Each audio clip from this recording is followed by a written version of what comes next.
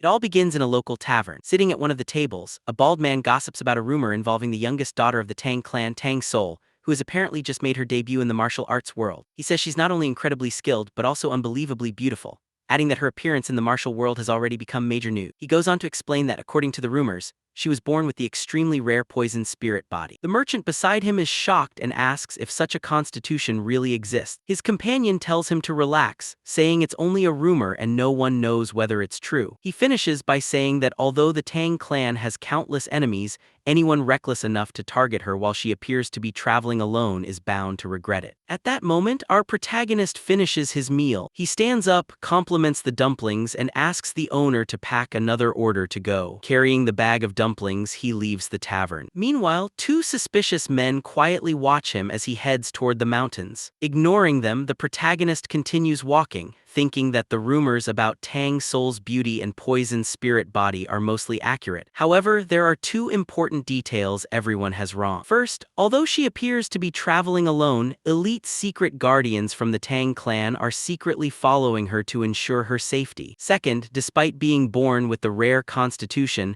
her current combat ability is far from exceptional. The protagonist knows all of this for one simple reason. He kidnapped her himself. Without wasting any time, he arrives at his destination, and the girl immediately grows restless upon seeing him. But to understand how this happened, we need to rewind the story. Before his reincarnation, the protagonist was infamous for his ruthless nature. People feared him under titles like the Blood Wolf and the Sword Demon, a relentless warrior who left nothing but broken weapons and destruction wherever he went. He first picked up a sword more than 10 years earlier simply to survive starvation. By the time he reached the peak of the martial world through his own strength, he had never shown even a trace of mercy or compassion. Without realizing it, he became a figure feared across the entire world, always surrounded by endless bloodshed and chaos. He accepted that his fate was to carry the grudges born from countless battles until the day he died, believing his life would end in the same violent way it had always been lived. That lonely and destructive life continued until the man calling himself the Heavenly Demon appeared. The Heavenly Demon was a walking catastrophe who devastated the Central Plains and annihilated entire factions. As the greatest warrior of his era, he plunged the world into complete chaos, forcing everyone who wished to survive to stand together regardless of their differences. At the end of that devastated path, the protagonist met Dang So-wol, the Poison Mist Empress and the sole survivor of the Tang clan. By then, he had also lost everything. It didn't take long for the two of them to grow close and form a genuine bond. Living together day after day deepened their relationship, and before long, those feelings turned into love. One night beneath a full moon, the protagonist asks Tang if she truly has to leave. She explains that the Tang clan's absolute rule is to repay kindness twofold and vengeance tenfold,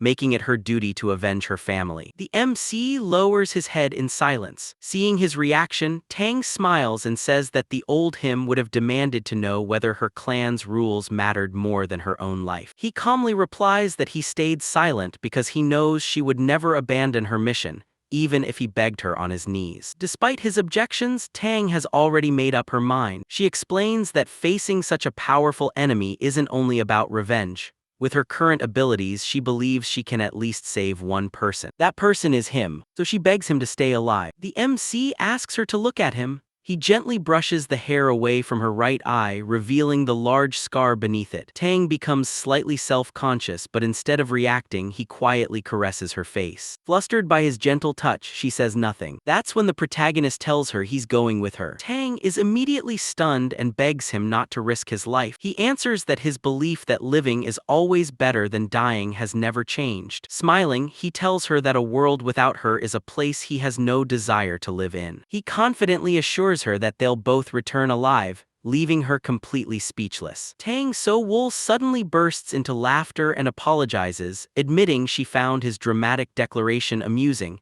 leaving the protagonist pouting slightly. She smiles warmly and says she thought she already knew everything about him after spending so much time together. The MC reflects that people change over time, and that applies to both of them. Tang gently takes his hand and suggests that if that's the case, they'll simply get to know each other all over again from the beginning. She takes his hand and gently pulls him along, telling him to follow her. Confused, the MC asks where they're going. With a shy smile, Tang calmly replies that they're heading to her bedroom. She explains that they have a lot to talk about and that discussing it out in the open wouldn't be appropriate, leaving the MC completely flustered. The scene shifts to the magnificent Tang Clan palace resting beneath the quiet night sky. Looking up at the full moon, the protagonist remarks that although it's beautiful, the clouds are covering much of it. As they sit together, Dang So-wol says that even though her entire clan was wiped out, it also gave them the chance to rebuild even greater pavilions. The MC repeats her words in confusion, but she happily confirms that they'll build brand new terraces together. With hope in her eyes, she promises that one day they'll watch the most beautiful moon in the world from those new balconies. Her gentle words fill the protagonist with warmth, and he smiles back. The full moon shines brightly over the night, illuminating everything below. Suddenly, that peaceful memory is shattered by the horrifying image of a fatal strike piercing someone's chest. The MC watches helplessly as Dang So-wol collapses before the unstoppable heavenly demon, mortally wounded. Desperate, he tells her everything will be alright even though he knows there's no hope. Tang coughs up blood and slowly falls onto the ground, already stained crimson. Even in her final moments, she looks up at him with a gentle smile on her blood-stained lips. Consumed by grief and rage after losing the person he loved most, the protagonist slams his fist into the ground before screaming that he'll destroy the heavenly demon. He charges forward and unleashes a sword strike, but the heavenly demon effortlessly dodges the attack, displaying overwhelming superiority. A single counterattack sends the MC flying backward, leaving him collapsed in a pool of blood. With no strength left, he slowly sinks beneath the crimson lake under the full moon. He bitterly realizes that neither Tang's sacrifices nor his strongest attack, nor even their promise to watch the moon together, could ever reach their enemy. As he sinks deeper into the sea of blood created by everything he has lost, the sword demon accepts that this is the end. He regrets not having enough time or strength to defeat his greatest enemy and watches his lingering regrets slowly fade away. Suddenly, the protagonist gasps awake in terror, bursting out of the clear waters of a river as he desperately struggles for air. He realizes he's alive, coughing in the middle of a shallow stream. Completely bewildered, he examines his soaked body and notices that his skin feels much younger than it should. Staring at his small hands in shock, he wonders what has happened. For some mysterious reason, he has traveled 20 years into the past. Using everything he learned in his previous life, he quickly regains his strength. He crushes the criminal syndicates that once troubled him, gathering a large amount of resources along the way. That journey eventually brings him back to the present, where he successfully captures the young Dang So-wol inside the cave. The MC looks at the tied-up girl with an awkward, thoughtful expression. Still gagged with a piece of bamboo, young Dang So-wol glares at him with pure anger and frustration. The protagonist realizes she looks very different from the woman he remembers.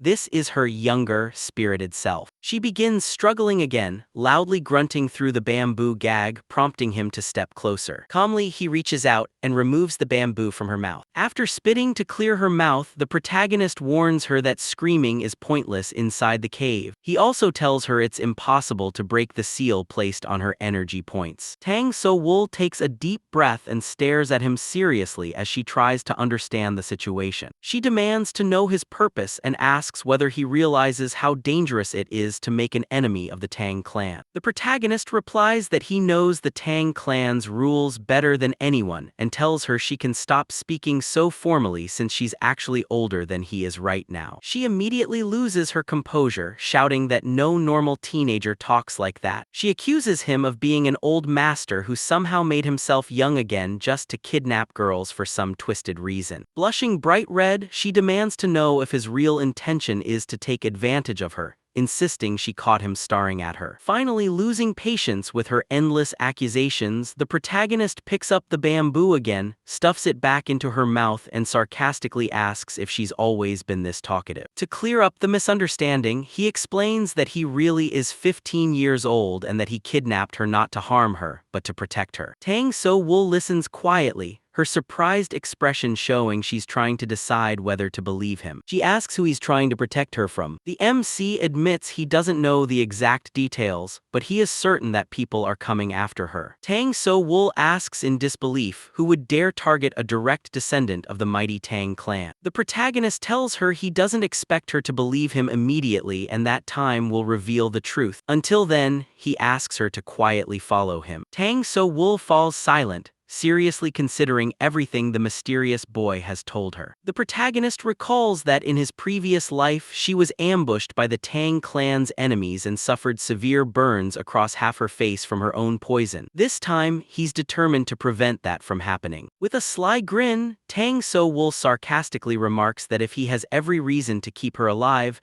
then the situation has completely changed. She warns him that she's not naive enough to trust the words of her kidnapper, promises she'll find a way to escape, and adds that he won't receive a single coin in ransom. The protagonist sighs softly and smiles, remembering just how stubborn and difficult she had always been at this age. Frustrated, Dang So-wol warns him that if he lays a finger on her, he'll deeply regret it because of the Tang clan's power and determination. The protagonist calmly sits down and tells her he won't stop her if she wants to run, but asks whether she's really confident she won't be captured again with her current level of skill. His mocking words immediately irritate her, and she angrily demands to know what he means. He challenges her to stop boasting and try breaking the energy seal he placed on her first. She immediately attempts to break the seal, but her eyes widen when she realizes she can't overcome his technique at all. She awkwardly struggles to free her hands while the MC watches with a calm, relaxed expression. Suddenly, her attitude completely changes.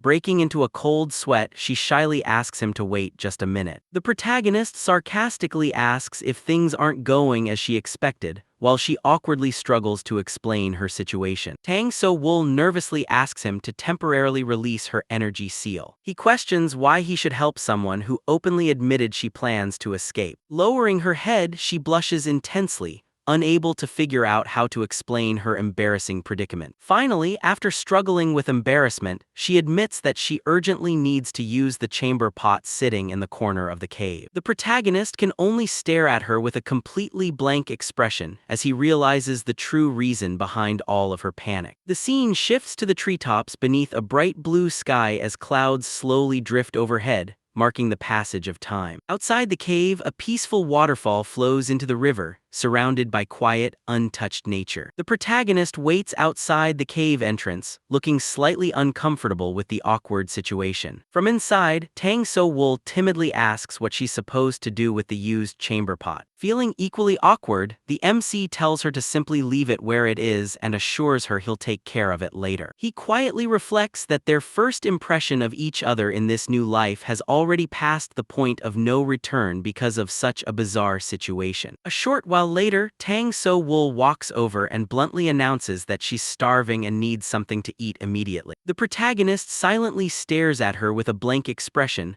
already anticipating the trouble that's about to follow. The two sit on the cave floor and discuss their lack of food and how they'll survive. The protagonist offers her several fasting pills, but she immediately refuses, shouting that those aren't real food. He explains that the pills become edible when dissolved in water, but she complains that they haven't even had thin porridge lately. The protagonist simply watches her in silence, unsure how to respond to her complaint. He asks if she remembers how she was treated after being kidnapped. She immediately points out that he just admitted this really is a kidnapping. Dang So-wol adds that neither her weapons nor her poisons had any effect on him. The protagonist asks how she thinks he managed to resist the Tang clan's poison technique. She guesses he used special anti-poison wine. The protagonist reminds her once again that he's only 15 years old and not some old master who made himself young again. Dang So-wol then asks whether he even knows how expensive that wine is, explaining that 5 bottles cost an entire silver bar. As she quickly calculates the cost in her head, her eyes widen in disbelief. She suddenly realizes what happened and asks if he really spent almost all of his money buying that expensive wine. The protagonist looks away awkwardly, sweating nervously as he admits his financial mistake. After gathering his courage, he quietly confesses that he's completely broke and can't afford any more supplies. The scene focuses on his completely empty coin pouch lying pitifully on the cave floor. Dang So-wol asks how much money he originally had. The protagonist quietly replies that he only started with 4 silver bars. She asks how much he spent on the anti-poison wine. He gloomily admits that he spent 2 silver bars on it. Dang So-wol then asks how long he originally planned to stay inside the cave and how much time has already passed. The protagonist replies that he planned to stay for 1 month and 2 weeks have already gone by. Hearing his completely amateur answer, Dang So-wol loses her patience and asks if he's an absolute idiot. She angrily demands to know whether he spent all his time learning martial arts while forgetting basic math. The protagonist insists that they'll find a way somehow. Giving up on the argument, Dang So-wol sighs and says she'd rather trust a wine-drinking monk than him. She suggests using her own money to buy food instead. She then falls silent, staring at him with complete disappointment and exhaustion over his terrible financial decision. The protagonist asks where her money is. She tells him the coin pouch is tucked behind her waist sash and suggests he untie her hands so she can retrieve it herself. Ignoring the suggestion, he says he'll get it himself. Startled, Dang So-wol quickly tells him to wait. The protagonist leans in close to search for the pouch,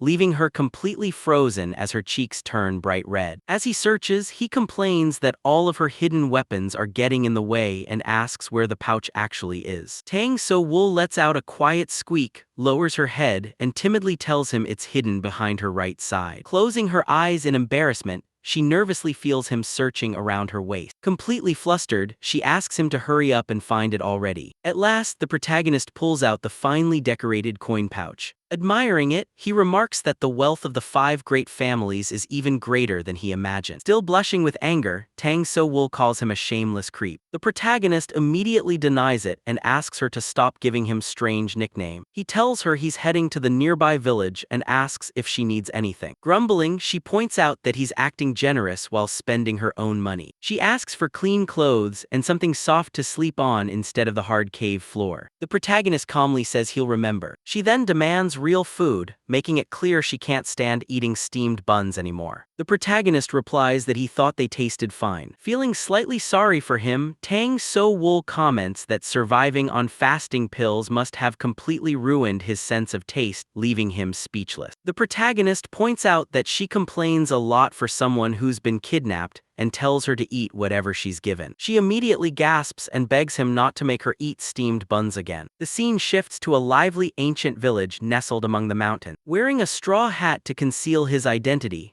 the protagonist shops throughout the marketplace using the money he took from her pouch. Afterward, he hikes back carrying a wooden crate on his back. As he walks, he reflects that he still doesn't know exactly when the enemies will attack Dang So-wol. He has already decided to keep her safe for at least a month, knowing she would never trust a complete stranger so easily. Back in the cave, Dang So-wol quietly reflects that although she still doesn't fully trust his promise to protect her, his eyes don't look like those of someone with evil intention. While the protagonist feeds her, she asks whether he knows a lot about her. He simply replies that he knows enough. She realizes that, in contrast, she knows absolutely nothing about the mysterious boy standing before her. Smiling gently, she says it would only be fair if he shared something about himself as well, adding that getting to know each other is the best way to build trust. The protagonist quietly watches her, touched by how closely those words resemble conversations they shared in his previous life. He remembers how the older Dang So-wol often said they needed to understand each other better to strengthen their bond. The protagonist realizes that although the woman from his memories and the young girl before him seem completely different,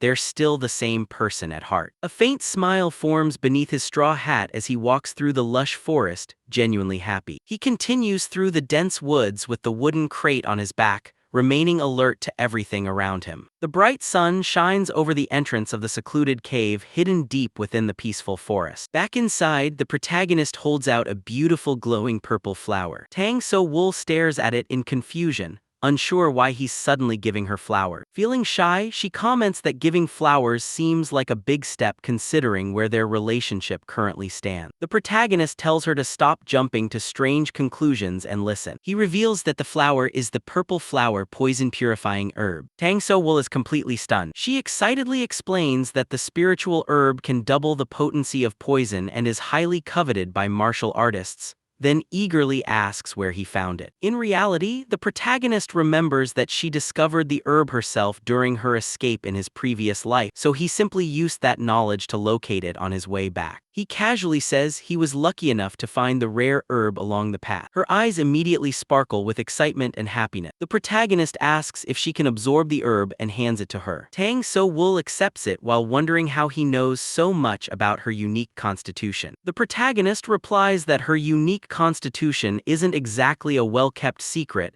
and Dang So-wol decides it's pointless to keep questioning everything. Determined to make use of the gift, she slowly leans toward the purple flower the protagonist is holding. She gently brushes her tongue across its petals, beginning to absorb the poisonous essence within the spiritual herb. With a faint blush on her cheeks, Dang So-wol carefully continues licking the flower before biting into its purple petals to draw out every bit of its concentrated energy. She savors the herb with a satisfied expression while the protagonist watches in slight surprise. Unsure what else to say, she praises the flower's exceptional quality and explains that it will take about a month to fully absorb its effects, catching the protagonist off guard. Dang So-wol playfully adds that poison arts aren't magical techniques that work instantly, and the protagonist quietly agrees. She warns that absorbing a spiritual herb on an empty stomach could upset her body and insists that he feed her first. The protagonist quickly agrees and pulls out another steamed bun identical to the previous ones,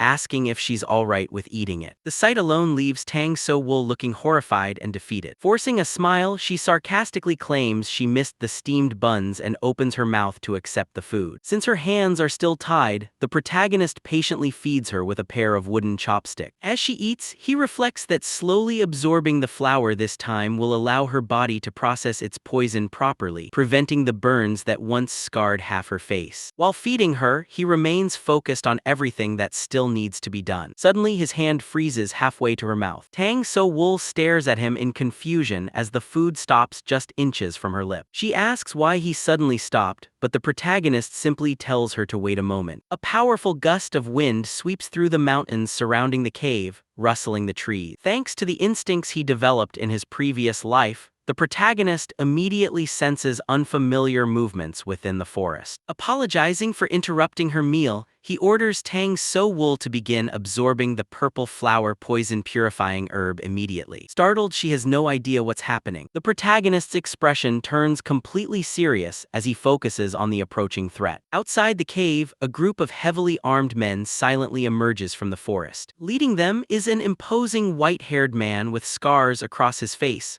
who stares at the cave entrance and coldly remarks that the long-awaited day has finally arrived. The strong wind continues sweeping across the vast forest surrounding the Rocky Mountains. Among the attackers are a bald man with a fierce glare and a gray-haired swordsman preparing for battle. Two more armed warriors, including a red-haired young man, watch the cave with cruel smiles. With their weapons already drawn, the group of assassins advances toward the cave. The protagonist steps in front of Dang So-wol with his sword in hand, ready to defend her. Seeing the overwhelming number of enemies, Dang So-wol begins sweating nervously, while the protagonist remains calm and composed. She whispers that absorbing the flower now could trigger a violent reaction in her body and suggests escaping first before finishing the process later. The protagonist explains that the flower's effectiveness fades with time and that they have no way of avoiding this battle or knowing when another chance will come. He insists that she absorb the flower now and rely only on her hidden weapon techniques during the fight. Despite her doubts, Dang So-wol decides to trust him. The protagonist reassures her not to worry, promising that he has a plan and will do everything possible to get her home safely. With steady, determined steps, he walks out of the cave to confront the enemies surrounding them. The white-haired leader steps forward, radiating an intimidating presence as he fixes an intense stare on the young protagonist. He remarks that he's never seen him before and points out that he doesn't appear to be a member of the mighty Tang clan. In a calm, mocking tone, the protagonist replies that they did well to find such a well-hidden location. The leader explains that anyone buying terrible steamed buns for 2 people at the village market was bound to attract attention,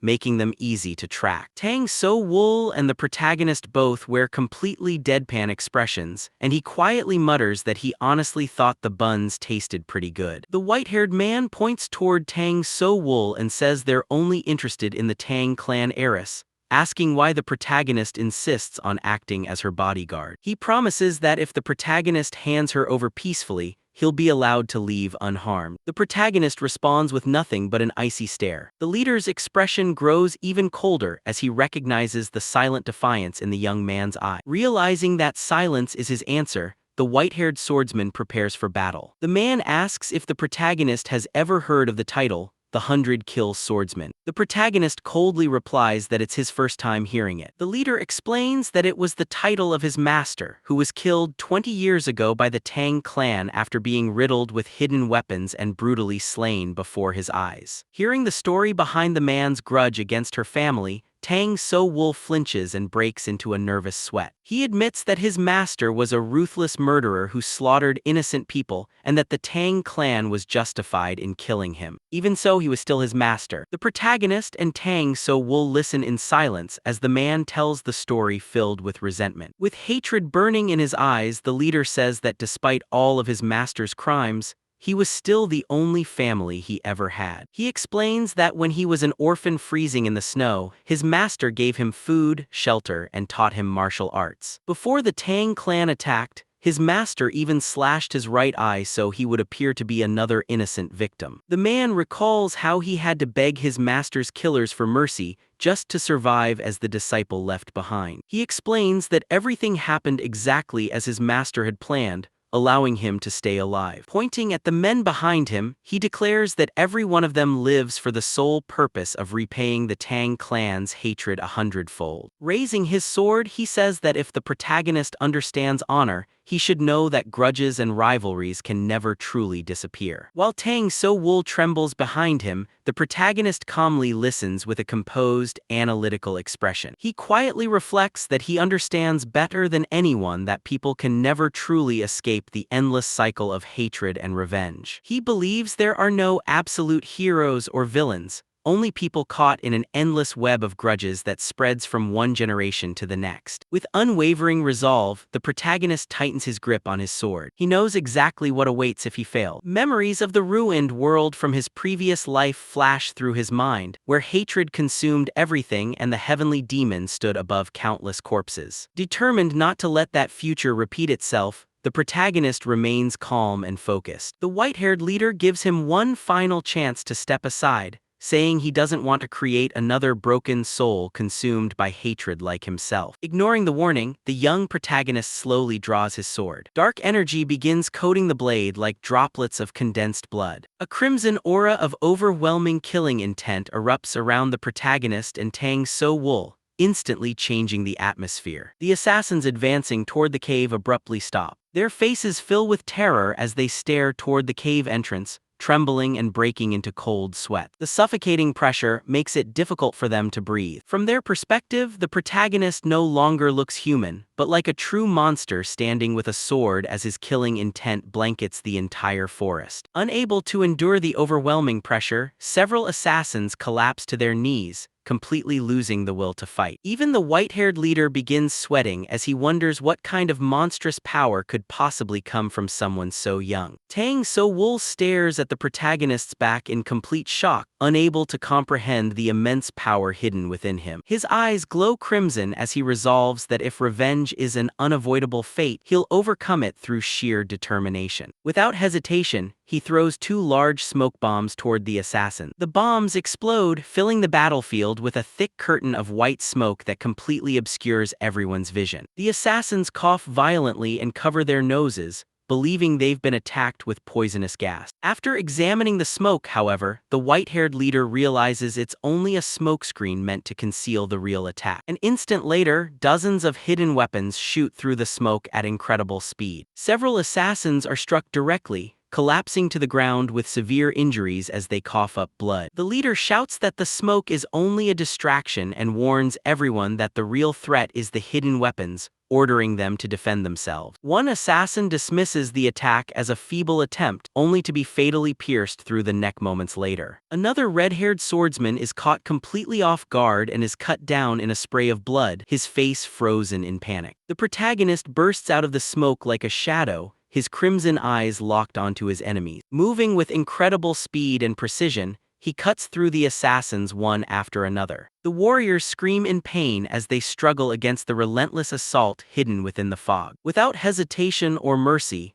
the protagonist continues cutting down every enemy in his path. Spinning smoothly, he delivers another fatal strike, sending blood spraying across the chaotic battlefield. His glowing red eyes never waver as he remains completely focused on eliminating every threat to protect Dang So-wol. Enraged by the slaughter of his men, the white-haired leader lets out a furious roar and charges at full power. The two swords collide violently, unleashing a massive shockwave that blasts away the surrounding leaves and dust. The leader declares that he'll deal with the protagonist personally and orders his remaining men to seize Dang So-wol. The assassins immediately obey, rushing toward the cave while the leader keeps the protagonist occupied with a swift attack. The protagonist slides across the ground, repositioning himself in front of the cave entrance to block their advance. Taking his stance in the middle of the forest, he faces the white-haired swordsman as the man relentlessly charges forward with his blade raised. The protagonist gathers his power as terrifying black flames of spiritual energy envelop his body, preparing to unleash his full strength. Seeing this, the leader remarks that he's now certain the protagonist is far from being a cultivator of the righteous martial path. He questions why someone from the demonic path would risk everything to protect the Tang Clan heiress. As crimson light gathers in the protagonist's eyes, he calmly replies that loyalty has nothing to do with it. Even if he explained his reasons, the enemy still wouldn't understand. Feeling the rapidly growing pressure, the white-haired leader instinctively takes a step back. A massive pillar of dark crimson energy erupts around the protagonist, revealing the true extent of his overwhelming power. He warns that swordsmen communicate through their blades, and anyone incapable of understanding that truth will simply be cut down where they stand. The terrifying aura slowly fades away, revealing that the entire conversation had taken place inside the cave. The protagonist calmly sheathes his sword, returning to normal after demonstrating his combat abilities to Dang So-wol. She remains frozen with a pale face, completely overwhelmed by the terrifying